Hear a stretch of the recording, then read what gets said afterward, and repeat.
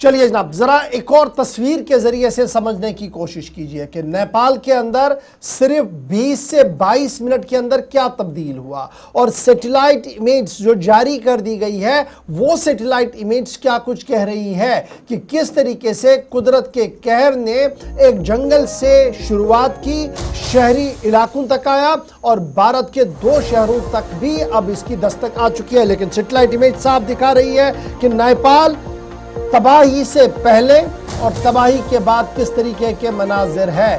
Green belt आपको नजर आएगा, एक छोटी सी व्हाइट लाइन दरिया की आपको नजर आएगी, लेकिन जब पानी का बहाव आया न ये जंगल रहा, न जंगल के आसपास रहने वाले लोग रहे और ना ही वो साजो सामान दिखा जो सैटेलाइट के अंदर दिख रहा था। और सिर्फ अगर कुछ दिख रहा है वो बहता पानी है और तेज बहाव वाले पानी ने अपने साथ वो सारा इंफ्रास्ट्रक्चर ले लिया जिस इंफ्रास्ट्रक्चर को बनाने में पिछले काफी अरसे से नेपाल और चीन की हुकूमत मुसलसल काम कर रही थी।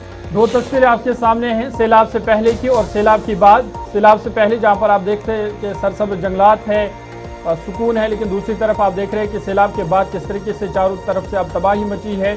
और ये सैटेलाइट तस्वीर से सामने आई है जिसमें तबाही की वाज़ा मंजरकशी कर दी गई है। और ये जो तस्वीर है नेपाल के मुख्तलिफ इलाकों में सैलाब से पहले और सैलाब के बाद की सूरत हाल का नुमायाँ फ़र्क इसमें देखा जा सकता है।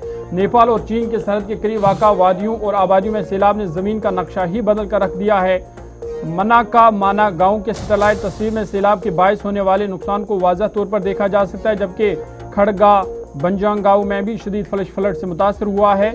इसके अलावा रेलू ने मुतअद्दिद सड़कों से लेकर पुलों और दीगर जो अहम इंफ्रास्ट्रक्चर है उसको मुकम्मल तौर पर तबाह कर दिया है।